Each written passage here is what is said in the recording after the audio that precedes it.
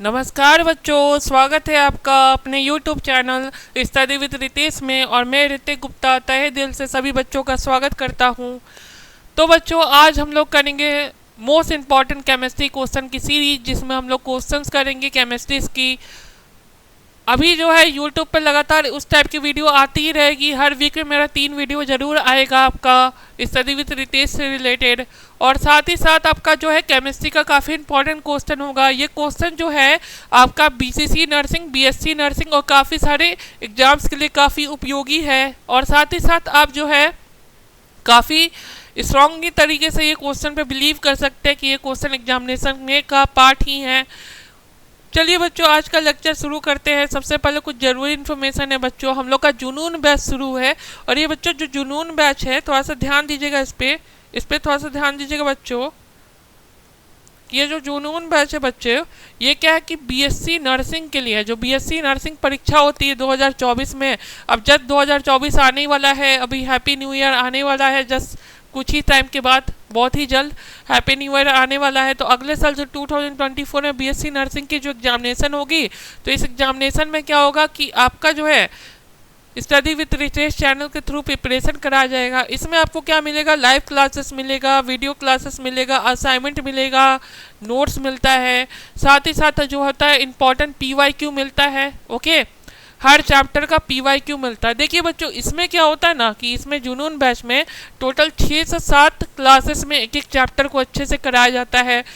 लंबा class duration में अच्छे से क्लियर कराया जाता है। आपका एक एक एक्सपेक्ट पे समझाया जाता है। अलग अलग सब्जेक्ट टीचर्स होते हैं। जैसे मैं केमिस्ट्री पढ़ाता हूँ, वहाँ बायो के भी टीचर मिलेंगे, साथ ही साथ फिजिक्स के भी टीचर्स आपको मिलेंगे।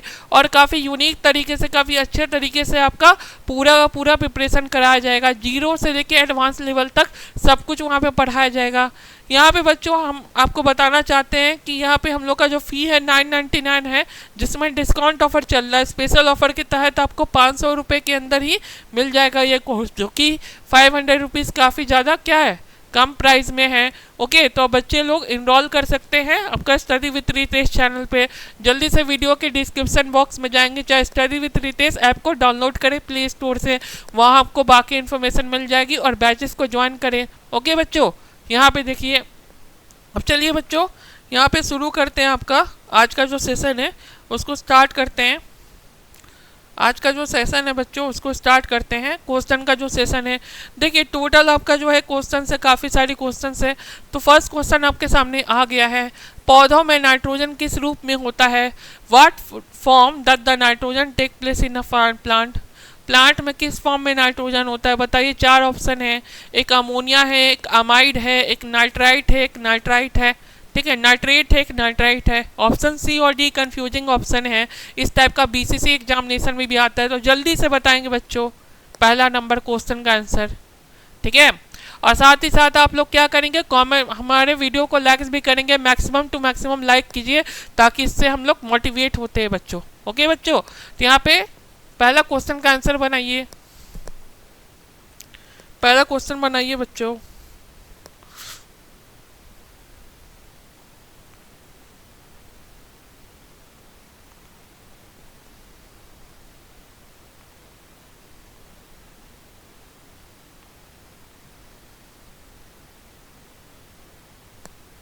ठीक है,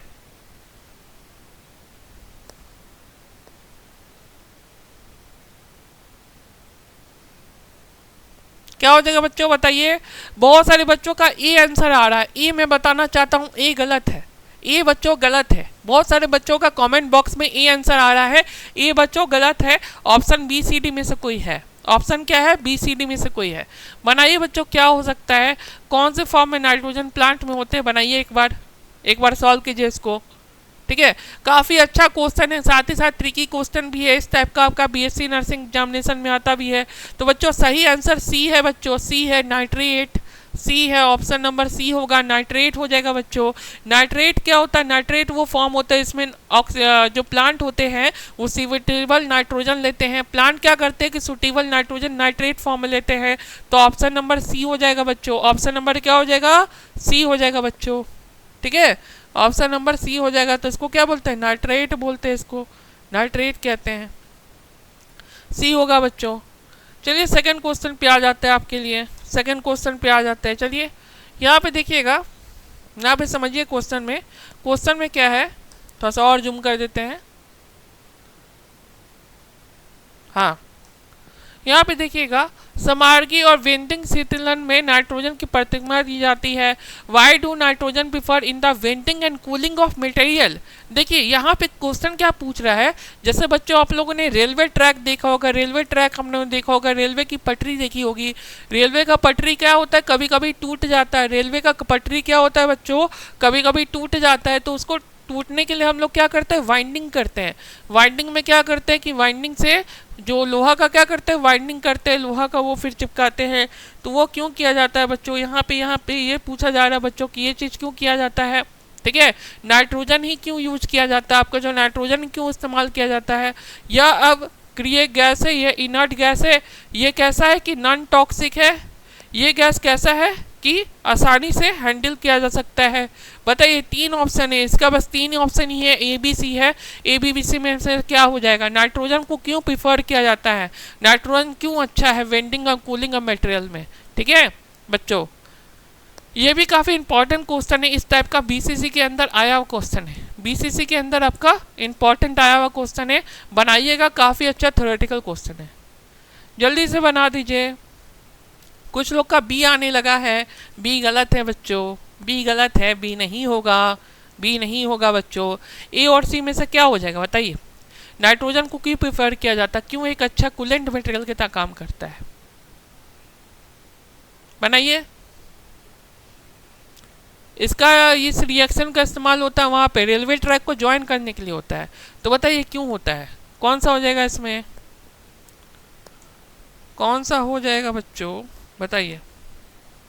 यहाँ पे बच्चों ई हो जाएगा, यहाँ पे ध्यान दीजिएगा बच्चों, ई हो जाएगा, ई ऑप्शन हो जाएगा।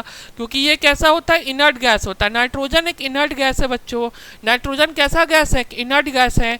इनर्ट गैस क्या करता है, इनर्ट गैस ज़्यादा रिएक्टिव नहीं होता है, इनर्ट गैस से ज़्यादा रिएक्टिव नहीं होता, इसलिए वाइंडिंग प्रोसेस में यूज करते हैं। वाइंडिंग और सोल्डिंग होता है ना, जो लोहा को कट करते हैं, जैसे आप लोग गैस कटर देखे होंगे, गैस कटर से क्या करते हैं, जैसे क्या करते हैं, जैसे चोर लोग होते हैं ना, चोर लोग क्या करते हैं, गैस कटर से ताला काटते हैं और किसी का सामान चोरी करते हैं।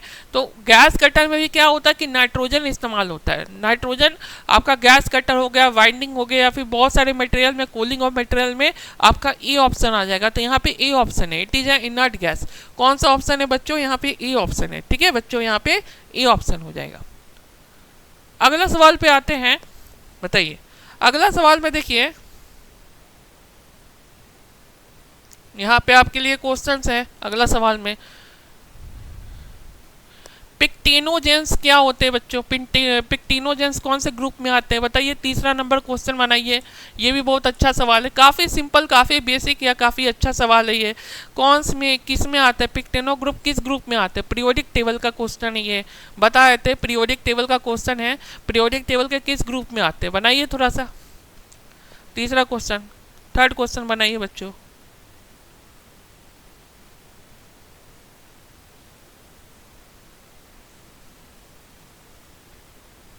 ठीक है, क्या हो जाएगा बच्चे, यहाँ पे ध्यान रखिएगा, ऑप्शन ई हो जाएगा बच्चे। ग्रुप 15 को क्या बोलते हैं, पिक्टिनोजेंस कहते हैं। जो ग्रुप 15 होता है बच्चे, इसको क्या बोलते हैं, पिक्टिनोजेंस कहते हैं। ठीक है, ग्रुप 15 को याद रखिएगा, इसको पिक्टिनोजेंस कहते हैं। ये आपके एनसीईआरटी में भी लिखा हुआ है। एनसीईआरटी जो बच्चे अच्छे से पढ़ते होंगे वो भी आंसर कर सकते हैं बच्चों, ये एनसीईआरटी में भी लिखा हुआ है। ठीक है बच्चों, एनसीईआरटी में भी लिखा हुआ है। जिन बच्चों को अगर बोर्ड विजुअल नहीं हो रहा होगा तो वो लोग क्या कीजिए, 720p पे ले जाइए अपना वीडियो क्वालिटी जो है, 720p पे ले जाइए, तो अब वीडियो जो है काफ़ी अच्छा से विजुअल होगा। ठीक है, काफ़ी सारे आंसर ग्रुप 14 आंसर कर रहे हैं, काफ़ी सारे बच्चे नहीं, बी आंसर नहीं होगा बच्चे, और सी और डी भी नहीं होगा, ये दोनों भी नहीं होगा बच्चे। ए हो जाएगा, ग्रुप 15 होता है। ठीक है बच्चों, जो पिक्टिनोजेंस है वो ग्रुप 15 को बोलते हैं। पीरियोडिक टेबल का जो ग्रुप 15 होता है वो हो जाता है बच्चे। ठीक है, ऑप्शन नंबर ए हो जाएगा, देख लीजिए। आप लोग क्या कीजिए कि एनसीईआरटी अच्छा से पढ़ा कीजिए, सारा क्वेश्चन बन जाएगा। ठीक है, अब यहाँ पे जो है अगला क्वेश्चन है, चलिए अगला क्वेश्चन बनाइए। अगला क्या हुआ है? नहीं जाना है।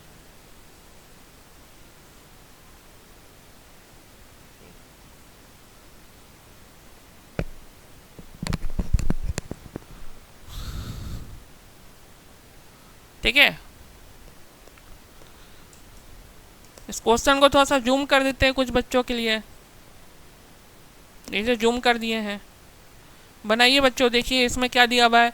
उत्पादक गैस में निम्नलिखित में से किस मिश्रित में परिभाषित किया जाता है। ठीक है, producer gas is define as which of the following mixture. कौन सा गैस जो होता है ना, कौन सा गैस आपका प्रोड्यूसर गैस है, बताइए। जो प्रोड्यूसर गैस होता है इसमें से कौन सा गैस आपका होता है, इनमें से आपका कौन सा गैस प्रोड्यूसर गैस होता है। कार्बन डाइऑक्साइड या हाइड्रोजन। यहाँ पे क्या है ऑप्शन, ऑप्शन पढ़ लेंगे। कार्बन डाइऑक्साइड और हाइड्रोजन, कार्बन मोनोऑक्साइड और हाइड्रोजन, कार्बन मोनोऑक्साइड और नाइट्रोजन, या फिर चौथा ऑप्शन है। चारों में से बताइए क्या हो जाएगा। ठीक है, बताइए बताइए।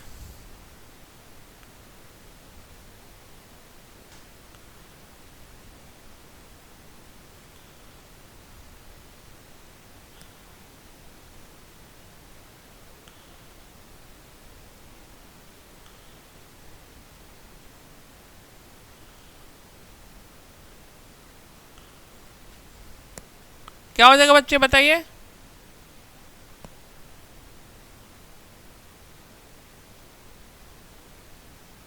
ठीक है, क्या हो जाएगा।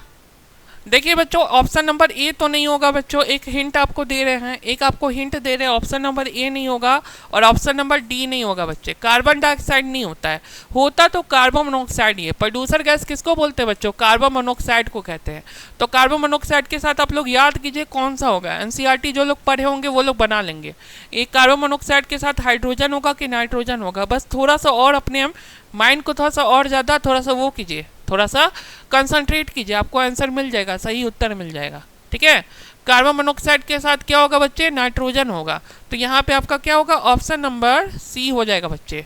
ऑप्शन नंबर देखिएगा, ऑप्शन नंबर सी हो जाएगा बच्चे। कि प्रोड्यूसर गैस कौन सा होता है बच्चे, प्रोड्यूसर गैस कौन सा होता है, कार्बन मोनोऑक्साइड और नाइट्रोजन होता है। एनसीईआरटी का सवाल है बच्चे, एनसीईआरटी का सवाल है। ठीक है, यहाँ पे जो भी एक से एक अच्छा क्वेश्चन कराएंगे आज आपको एनसीईआरटी बुक से ही कराएंगे। जो एनसीईआरटी बुक है क्लास 11th एंड 12th का, वहीं से क्वेश्चन कराएंगे। ठीक है, अब बहुत सारे बच्चे यहीं से क्वेश्चन फंसेंगे। थ्योरेटिकल क्वेश्चन है, इनऑर्गेनिक का सवाल है ये, इनऑर्गेनिक केमिस्ट्री का सवाल है कि प्रोड्यूसर गैस क्या होता है। तो प्रोड्यूसर गैस याद रखिएगा बच्चों, CO और N2 को का मिश्रण को, CO और N2 का मिश्रण को क्या बोलते हैं, प्रोड्यूसर गैस कहते हैं। ऑप्शन सी आ जाना चाहिए सभी बच्चों का, ऑप्शन नंबर सी आ जाना चाहिए इस क्वेश्चन में। 4 का सी हो जाएगा, 4 का सी हो जाएगा बच्चे, 4 का सी हो जाएगा। ठीक है, काफ़ी सारे लोग का आंसर आया भी है, 4 का सी आया है, चलिए अच्छी बात है, 4 का सी आया है। अगला क्वेश्चन देख लेते हैं बच्चों, अगला क्वेश्चन देख लेते हैं। ये आपका 12th क्लास का क्वेश्चन है, 12th क्लास का क्वेश्चन है। किस ठोस संरचना को का गलनक निश्चित और तरल होता है। विच सॉलिड स्ट्रक्चर है डिफिनिट शार्प और मेल्टिंग पॉइंट। मतलब डिफिनिट आपका क्या होता है, मेल्टिंग पॉइंट होता है। मतलब कौन सा सॉलिड स्ट्रक्चर का होता है। ठीक है, ऑल टाइप ऑफ सॉलिड, सभी प्रकार के ठोस। ठीक है, किसी प्रकार के ठोस नहीं। एक होता है अनकार ठोस या एमॉर्फस सॉलिड, या क्रिस्टलाइन ठोस होता है या क्रिस्टलाइन सॉलिड होता है। चारों में से बनाइए। काफ़ी अच्छा सवाल है ये, काफ़ी अच्छा सवाल है, और एक बार बीएससी नर्सिंग में तो आ ही चुका है। बीएससी नर्सिंग के अंदर इस टाइप का सवाल अपीयर कर चुका है आपका। ठीक है, ये सवाल बहुत इंपॉर्टेंट है। कुछ बच्चों को लग रहा होगा कि इजी सवाल है, इनऑर्गेनिक का है, नहीं, यही सवाल आपका आता है, यही सब बच्चे छोड़ के आ जाते हैं। तो एक बार बनाइए, जल्दी से बनाइए। ठीक है, कौन सा ऐसा सॉलिड है इसका शार्प मेल्टिंग पॉइंट होगा और बाकी चीज़ आपका स्ट्रांग होगा, बताइए कौन सा आपका होगा।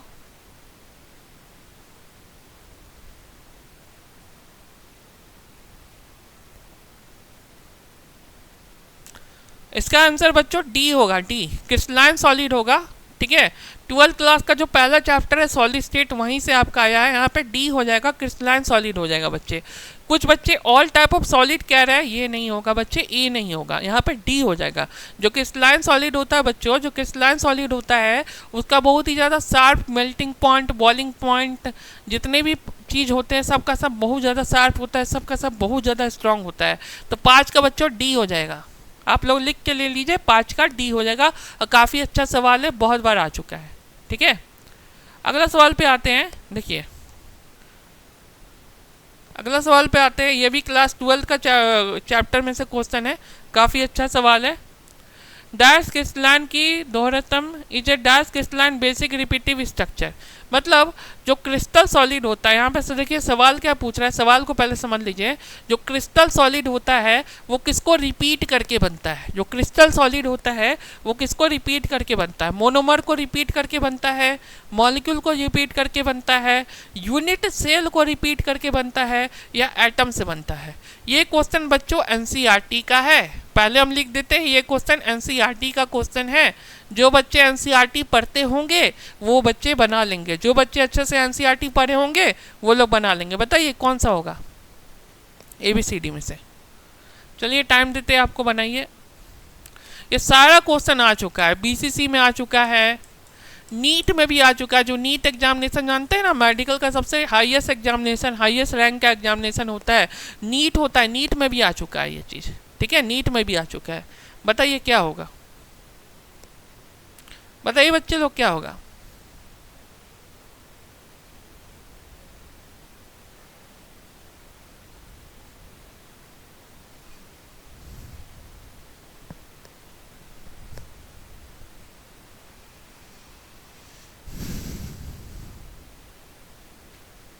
क्या होगा बच्चे?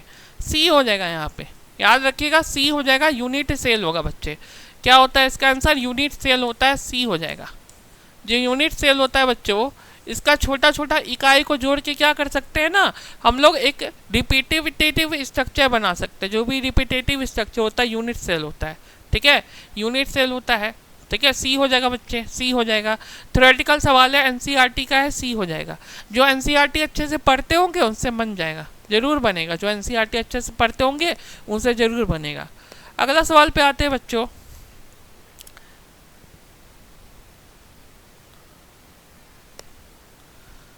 जैसे ब्रेवियर लैटिस जानते हैं? ब्रेवियर लैटिस क्या होता है? एक सॉलिड स्टेट करके चैप्टर है। एक क्या है? सॉलिड स्टेट करके बच्चों चैप्टर है क्लास 12th में। उसमें क्या है कि ब्रेवियर लैटिस में है।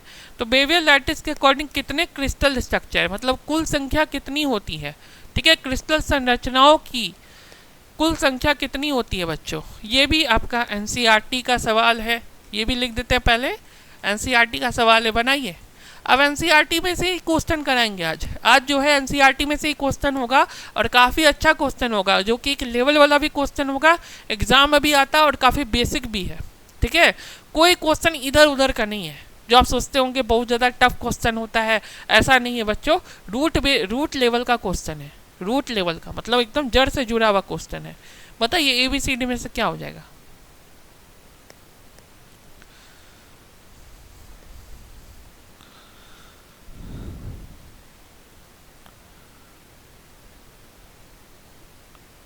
क्या हो जाएगा?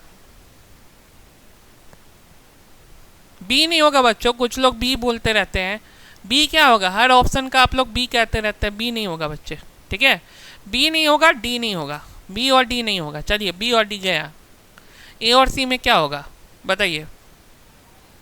बी और डी गया, ए और डी क्या होगा?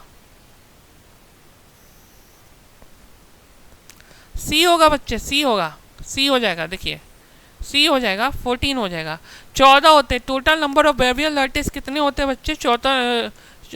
टोटल नंबर ऑफ ब्रेवियर लैटिस कितने होते हैं बच्चे? 14 होते हैं, ठीक है। इसमें आपका 14 लैटिस होता है। टोटल नंबर ऑफ ब्रेवियर लैटिस हमेशा याद रखिएगा 14 होता है। एनसीईआरटी में ही दे रखा है 14 होता है, 14 होता है, ठीक है, 14 होता है बच्चे, ठीक है, 14 होता है, 14 लिख देते हैं, हाँ 14 होगा, सी हो जाएगा बच्चे, सी हो जाएगा। सॉलिड स्टेट का सवाल है।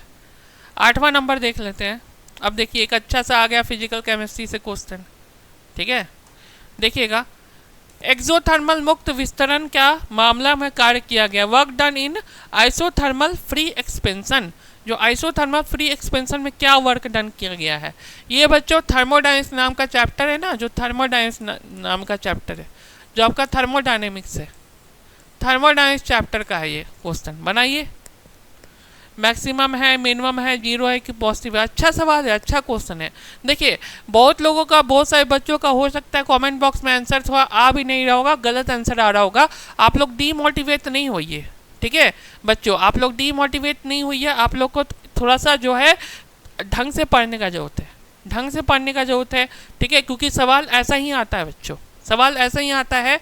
और जो बच्चे लोग छोड़ के आते हैं वो लोग बेवकूफ़ी करते हैं, फिर सिलेक्शन नहीं हो पाता है थोड़ा बहुत के लिए। देखिए एटॉमिक स्ट्रक्चर का, केमिकल बॉन्डिंग का, पीरियोडिक टेबल का सवाल बन जाता है, लेकिन ये सब सवाल बनता नहीं है। तो इसका एक ही सोल्यूशन है, आप लोग हमारे हमारे कोर्स में आके जुड़ सकते हैं, काफ़ी अच्छा कोर्स है, ठीक है। जो जूनून बैच है अपने आप में काफ़ी अच्छा कोर्स है, इसमें क्या है काफ़ी अच्छे से पढ़ाया जाता है, ये सब सारा चीज़ एकदम विस्तार से कराया गया है, काफ़ी अच्छे से कराया गया है, दोनों लैंग्वेज में, हिंदी और इंग्लिश में। लैंग्वेज का कोई दिक्कत नहीं होगा, ठीक है। कुछ बच्चे सोच रहे होंगे कि भाषा की परेशानी हो जाएगी, भाषा का कोई दिक्कत नहीं होगा, आप लोग इनरोल कर सकते हैं। बताइए 8 का क्या हो जाएगा, ABCD में से क्या हो जाएगा, मैक्सिमम होगा, मिनिमम होगा, जीरो होगा कि पॉजिटिव होगा, बताइए।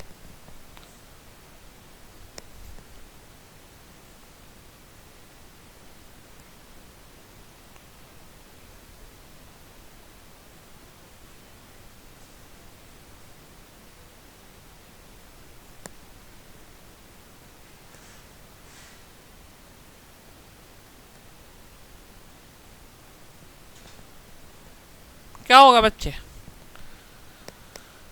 डी तो नहीं होगा, पहले बता रहे हैं डी नहीं होगा। जो लोग पॉजिटिव आंसर कर रहे हैं वो लोग गलत आंसर कर रहे हैं बच्चों, डी नहीं होगा, डी काट दीजिए, डी नहीं होगा। ABC में क्या हो जाएगा बताइए, क्या होगा, आइसोथर्मल फ्री एक्सपेंशन, ठीक है। क्या होगा बच्चे, C हो जाएगा। जो बच्चे लोग अच्छे से पढ़े होंगे C हो जाएगा, जीरो होता है। जब भी देखिए आइसोथर्मल फ्री एक्सपेंशन का मतलब क्या है कि अगर टेम्परेचर आप कांस्टेंट कर देते हैं, टेम्परेचर जो कांस्टेंट कर देते हैं, ठीक है, टेम्परेचर आप कांस्टेंट कर देते हैं बच्चों, तो वर्क डन क्या हो जाता है, वर्क डन आपका जीरो हो जाता है, ठीक है, वर्क डन यहाँ पे जीरो हो जाता है। तो वर्क डन जो होता है आइसोथर्मल फ्री एक्सपेंशन में, याद रखिएगा थर्मोडायनेमिक्स का सवाल है कि टेम्परेचर कांस्टेंट कर दिया जाता है, वर्क डन जीरो हो जाता है, ठीक है। ऑप्शन नंबर C हो जाएगा बच्चों, C हो जाएगा। और इस तरह का सवाल को बहुत अच्छे से लेक्चर्स में कराया गया, थर्मोडायनेमिक्स का लेक्चर हो चुका है, काफ़ी अच्छे से एक्सप्लेन किया गया था। ये सब क्वेश्चन तो ऐसे ही बन जाएगा, ये सब क्वेश्चन के लिए तो परेशान होने वाली बात ही नहीं है, बिल्कुल। आप लोग कोर्स ज्वाइन करें, आसान कोर्स है, अच्छी कोर्स है, ठीक है। 9वां नंबर सवाल है, देखिए 9वां नंबर सवाल आपके सामने आ गया, 9वां नंबर सवाल, ठीक है। अब देखिए कि निम्नलिखित में से कौन सा सही नहीं है, कौन सा करेक्ट नहीं है। देखिए delta G zero for a reversal reaction, क्या लिखा हुआ है कि डेल्टा जी जीरो होता है रिवर्सल रिएक्शन के लिए, डेल्टा जी पॉजिटिव होता है स्पॉन्टेनियस रिएक्शन के लिए, जो कि सकारात्मक रिएक्शन होता है, सहज प्रतिक्रिया के लिए आपका क्या होता है, पॉजिटिव होता है, ठीक है। डेल्टा जी आपका निगेटिव होता है सहज प्रतिक्रिया के लिए, नॉन स्पॉन्टेनियस प्रोसेस के लिए। या फिर चौथा होता है कि डेल्टा जी पॉजिटिव होता है। ये भी बच्चों थर्मोडायनेमिक्स का सवाल है, थर्मो का सवाल है, थर्मोकेमिस्ट्री का, थर्मोडायनेमिक्स का बनाइए 9 नंबर, अच्छा सवाल है, बिल्कुल एकदम टू द पॉइंट क्वेश्चन है, बिल्कुल ऐसा आ चुका है, ठीक है। ये बहुत बार मल्टीपल टाइम आ चुका है, कम से कम 20 बार आ चुका है, मल्टीपल टाइम आ चुका है, और ये 20 बार आपका आ चुका है। जैसे उपकार पब्लिकेशन का आप बनाए होंगे ना, जो लोग उपकार पब्लिकेशन का बनाए होंगे उसमें भी दिया हुआ है ये चीज़। बताइए क्या हो जाएगा ABCD में, बिल्कुल बेसिक है, ये NCERT का ही क्वेश्चन है। एक बात और बताए थे सारे बच्चों को, ये NCERT का क्वेश्चन है, जो लोग NCERT पढ़ते होंगे फिर उनसे बन जाएगा सारा क्वेश्चन, ठीक है। बनाइए ABCD में से क्या होगा। एक ऑप्शन तो काट देते हैं, चलिए D नहीं होगा, कुछ बच्चों के लिए हिंट दे देते हैं, चलिए D नहीं होगा और आपका A नहीं होगा, D और A नहीं होगा, B और C में से क्या होगा बताइए, ठीक है। B और C बताइए क्या होगा, D और A नहीं होगा, क्या हो जाएगा बच्चे यहाँ पे देखिए, यहाँ पे जो है C हो जाएगा, ठीक है। यहाँ पे ध्यान दीजिएगा, यहाँ पे जो आंसर है ये आपका क्या हो जाएगा बच्चों, C हो जाएगा, C। कि डेल्टा जी क्या होता है, निगेटिव होता है किसी भी स्पॉन्टेनियस प्रोसेस के लिए, जिसको क्या बोलते हैं, सहज प्रतिक्रिया कहते हैं, उसके लिए क्या होता है, निगेटिव होता है। डेल्टा जी का वैल्यू क्या होता है, निगेटिव, माइनस में होता है, निगेटिव वैल्यू होता है, ठीक है, निगेटिव वैल्यू होता है, ठीक है, ठीक है। नॉट करेक्ट नहीं है, करेक्ट कर लेते हैं, इसको काट दीजिए, नॉट करेक्ट हो गया, करेक्ट है। विच ऑफ द फॉलोइंग करेक्ट, कौन सा सही है, कौन सा सही है, तो डेल्टा जी निगेटिव होता है आपका, C हो जाएगा, यहाँ पे C हो जाएगा बच्चों, ठीक है। क्वेश्चन में थोड़ा सा चेंज कर लीजिएगा, यहाँ पे नॉट करेक्ट है, नॉट को काट दीजिए, ठीक है, सिर्फ आप करेक्ट कर लीजिए कौन सा आपका करेक्ट है। ठीक है, सी हो जाएगा बच्चे। अगला सवाल देखिए, कौन सा आपका क्या है, व्यापक संपत्ति है बच्चे। व्यापक संपत्ति है मतलब क्या है आपका, एक्सटेंसिव प्रॉपर्टी है। एक्सटेंसिव प्रॉपर्टी क्या है बताइए। ये भी थर्मो का सवाल है, काफ़ी अच्छा सवाल। आज थर्मोडाइनमिक्स का सवाल है, सॉलिड स्टेट का सवाल है, ये सब का सवाल थोड़ा ज़्यादा करा रहे हैं। बताइए क्या होगा।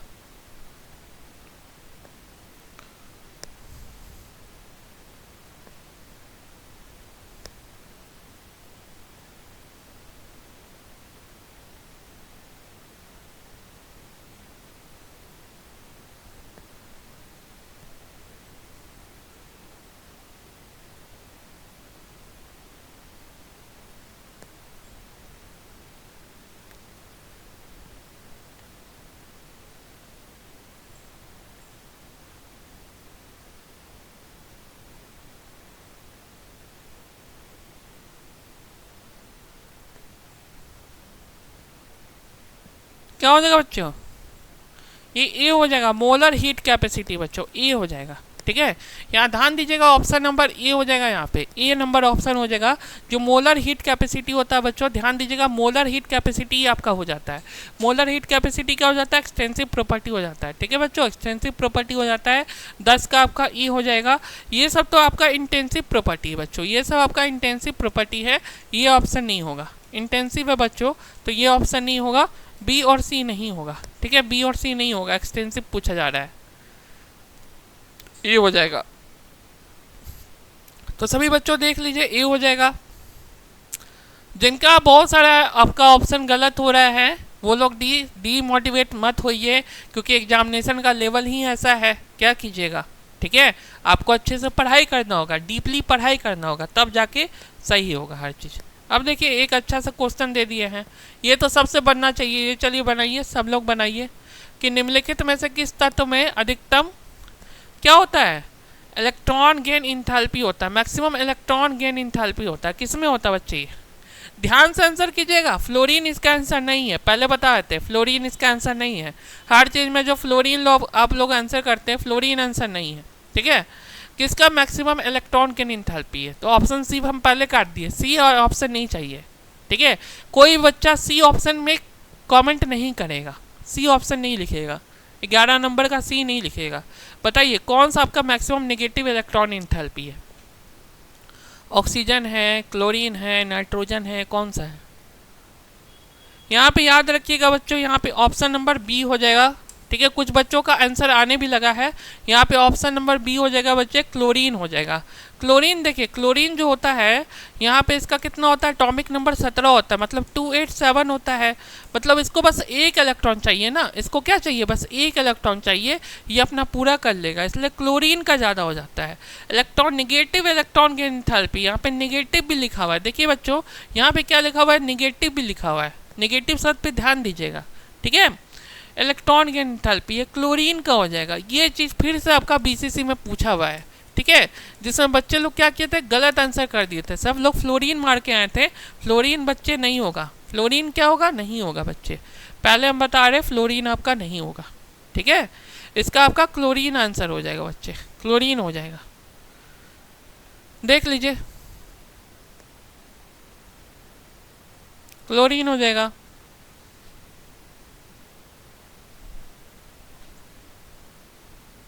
ठीक है, ये तो बना ही सकते हैं, ये इजी है। चलिए आप लोग के लिए अच्छा सा सवाल, ये इजी सवाल है। ठीक है,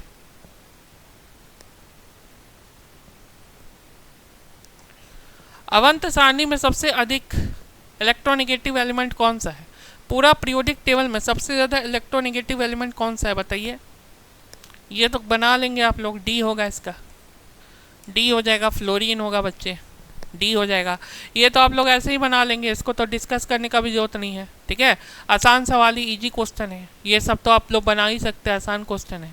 ठीक है, डी हो जाएगा बच्चे, फ्लोरीन आपका हो जाता है। अवंत सारणी में सबसे ज़्यादा आपका बोल सकते हैं रिएक्टिव जो होता है आपका फ्लोरीन होता है,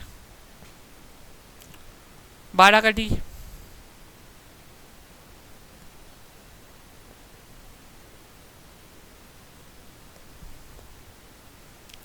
क्या हो जाएगा, डी हो जाएगा।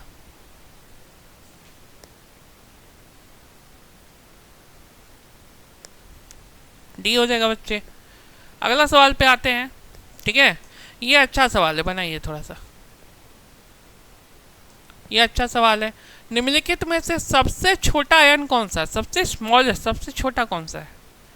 इस चारों में से सबसे छोटा आयन आपको कौन दिख रहा है? Na+Al3+। माना ये बहुत अच्छा सवाल है। इससे इजी और इससे बढ़िया सवाल कुछ हो नहीं सकता है। रुकिए हम इसको जूम कर देते हैं थोड़ा सा, आप लोग को थोड़ा दिख नहीं रहा होगा, जूम कर देते हैं। हाँ, बनाइए। सबसे छोटा आयन कौन सा है? बनाइए,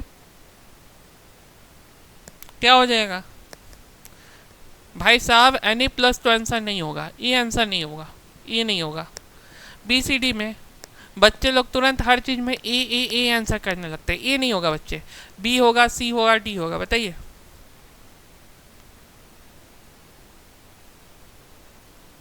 क्या हो जाएगा?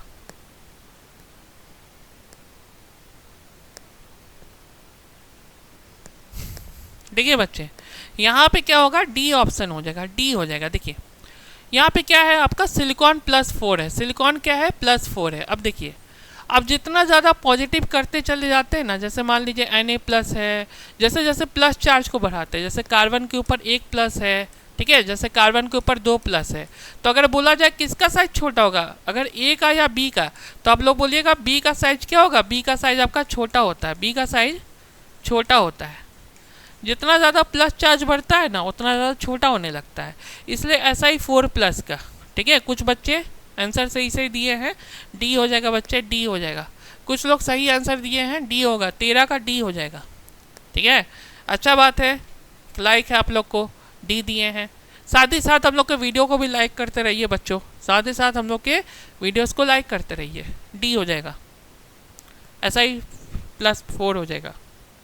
अगला सवाल पे आते हैं बच्चों, अगला सवाल पे आते हैं। देखिए, एटॉमिक स्ट्रक्चर का सवाल आ गया आपके लिए।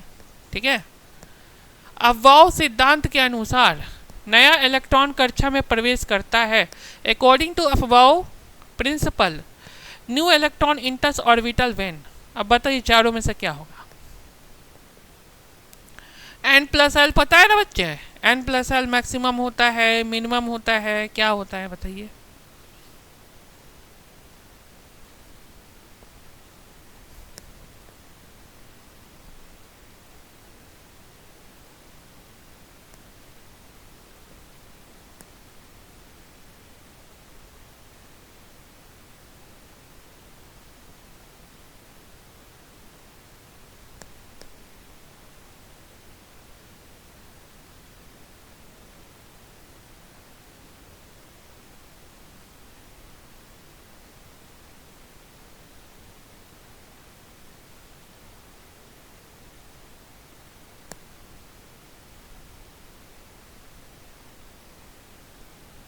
क्या होता है बताइए? मैक्सिमम का मतलब ज़्यादा, मिनिमम का मतलब कम। बताइए, बहुत अच्छा सवाल है। ये हो जाएगा बच्चों, ये हो जाएगा। ठीक है, ये हो जाएगा। देखिए, N+L क्या होता है ना, N+L क्या होता है? ये आपका क्या होता है?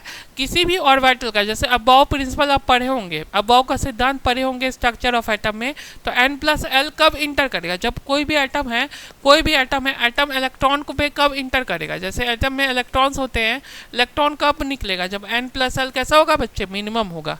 ठीक है, जब N+L जो ऑर्बिटल में क्या होगा? मिनिमम होगा। तो अबाव का सिद्धांत के अकॉर्डिंग, अबाव का सिद्धांत के अनुसार N+L क्या होगा? सबसे कम होगा। ये जो मिनिमम वैल्यू होगा, ये जो सबसे कम वैल्यू होगी, तभी ये जाके इंटर करता है बच्चों, तभी ये जाके क्या करता है? इंटर करता है। ठीक है बच्चों, अगला सवाल देख लेते हैं। अगला सवाल देख लीजिए, आप लोग के लिए अच्छा सा सवाल है।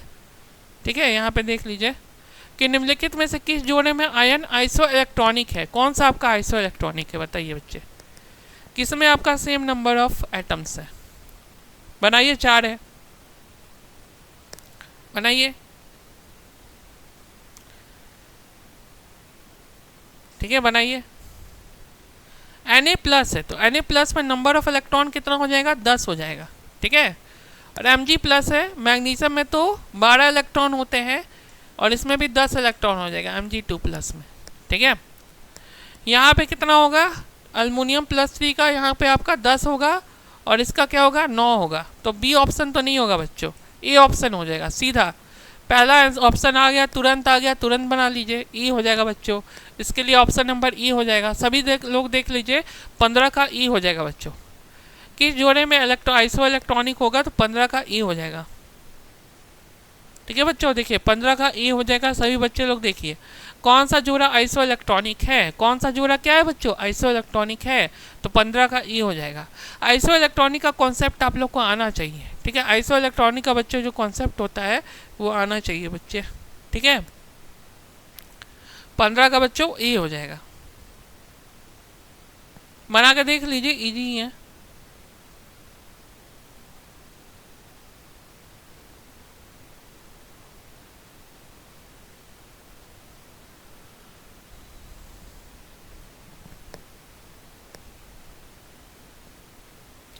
पंद्रह का ई हो जाएगा, ये हो जाएगा बच्चे। आ गया ना सबको? कुछ लोग सी भी बोल रहे, नहीं सी गलत है, सी गलत है बच्चों। Na+ क्या इसमें 10 है और इसमें भी आपका नहीं, 6 नंबर पे आ जाता है। बताइए, ये तो बना ही लीजिएगा, बहुत अच्छा सा सवाल है, बनाइए इसको। किसका आकार पिरामिडल है? किसका आकार बच्चों पिरामिडल है? जल्दी से बनाइए, जल्दी से सॉल्व कीजिए। किसका आकार क्या होगा? पिरामिडल है। पिरामिडल किसका आकार है बताइए।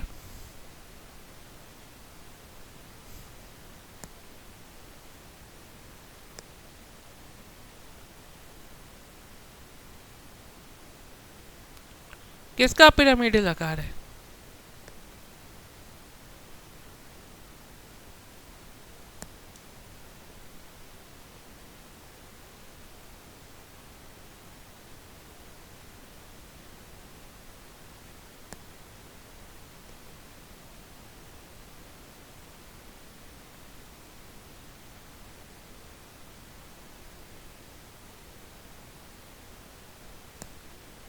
क्या हो जाएगा बच्चे? बी हो जाएगा। बहुत लोग का आंसर आ जाना चाहिए, बी हो जाएगा। ये ना जाने एनसीईआरटी में सबसे बेसिक क्वेश्चन में से एक है, PCl3 है बच्चे। PCl3 जो होता है बच्चे, इसका शेप कैसा होता है? पिरामिडल होता है।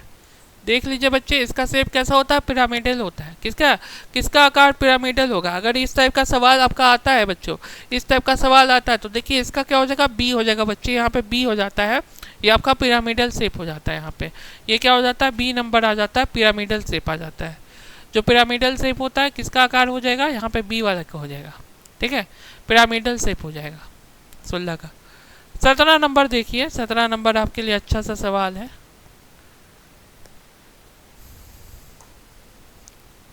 IF7 संरचना, IF7 का जो स्ट्रक्चर है वो क्या है?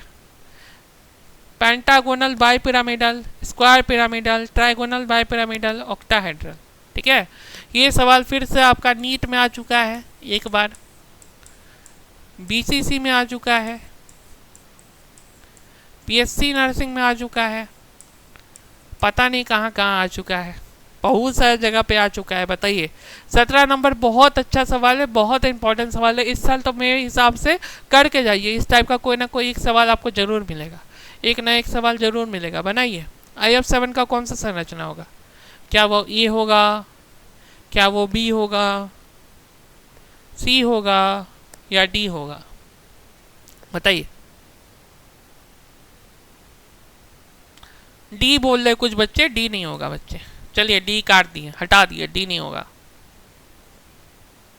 क्या होगा बच्चे? ए होगा, ए पेंटागोनल बाय पिरामिडल। जो ए होगा आपको, जो ए दिख रहा है पेंटागोनल बाय पिरामिडल, ये आपका क्या हो जाएगा? ए हो जाएगा। IF7 संरचना क्या हो जाता है? ए हो जाता है, पेंटागोनल बाय पिरामिडल हो जाता है।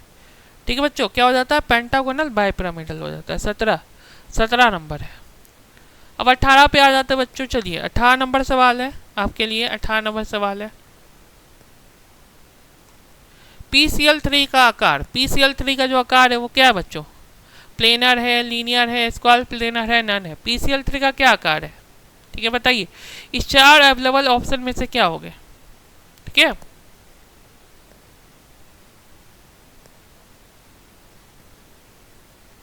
ठीक है, बताइए चारों में से क्या हो जाएगा PCl3 का आकार? बताइए क्या हो जाएगा, बताइए। ए होगा, बी होगा, सी होगा। बी तो नहीं होगा बच्चों, चलिए बी काट दिया, बी नहीं होगा। बताइए क्या लगता है क्या हो जाएगा?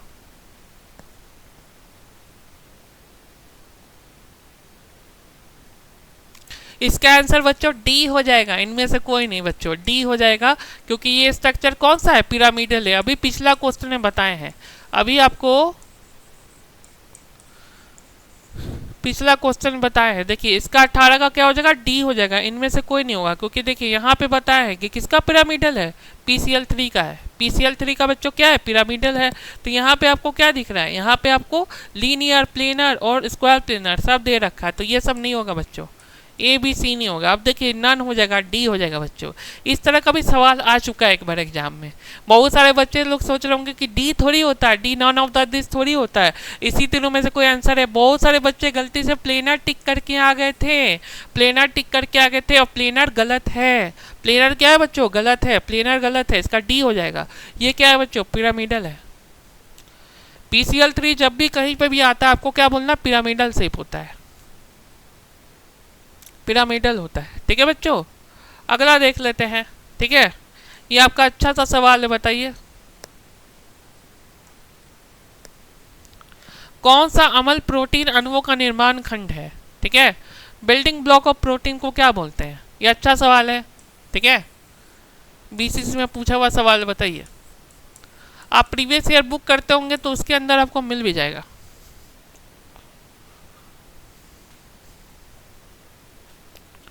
किसमें आपका निर्माण खंड है, बताइए।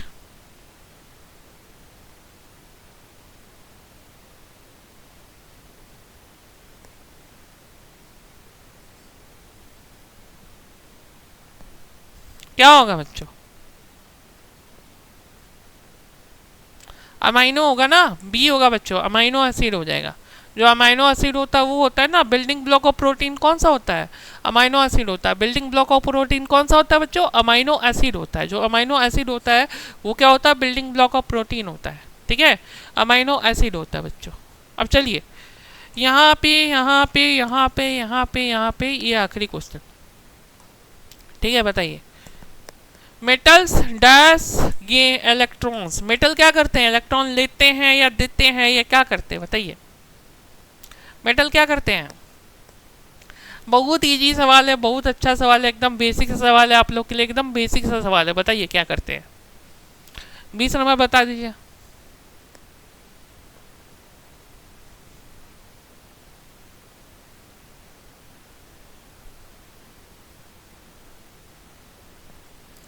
बताइए क्या करते हैं? लूज करते हैं बच्चों, ढीला लूज करते हैं। ठीक है, यहाँ पे क्या करते हैं? जो मेटल होता है ना बच्चों, जैसे मेटल है, सोडियम है, तो सोडियम क्या करेगा? इलेक्ट्रॉन लूज करके Na+ बनाएगा। मैग्नीशियम क्या करेगा? मैग्नीशियम इलेक्ट्रॉन लूज करके Mg+ बनाएगा, Mg+ बनाएगा। तो इस तरह से प्लस साइड का इलेक्ट्रॉन बनते रहता है, प्लस वाला बनते रहता है। तो डी हो जाएगा बच्चे, ढीला होगा इसका आंसर। इसका आंसर क्या होगा बच्चे? ढीला होगा। ठीक है, डी हो जाएगा। तो चलिए बच्चों देख लीजिए, डी हो जाएगा। तो कमेंट में इस बार सही आंसर आया है, सभी का डी आंसर आया है, जो कि सही जवाब है, डी ही होगा। ठीक है बच्चों, और इस तरह का आपको सवाल आपको देख लिया, आज हम लोग सवाल किए। ठीक है बच्चों, तो अब देखिए अभी क्या है बच्चों, अभी क्या है कि आज का ये सेशन रहा, आज का इतना ही सेशन था 20 क्वेश्चन का। उम्मीद है आप लोग जो है, आप लोग को सेशन बहुत अच्छा लगा होगा। ज़्यादा से ज़्यादा वीडियो को लाइक करें और साथ ही साथ शेयर ज़रूर करें, और हम लोग के लिए एक कमेंट लिख के जाएं, कोई भी अच्छा सा कमेंट होता है वो लिख के जाएं, ज़रूर लिख के जाएं बच्चों। ठीक है, आप लोग से रिक्वेस्ट है।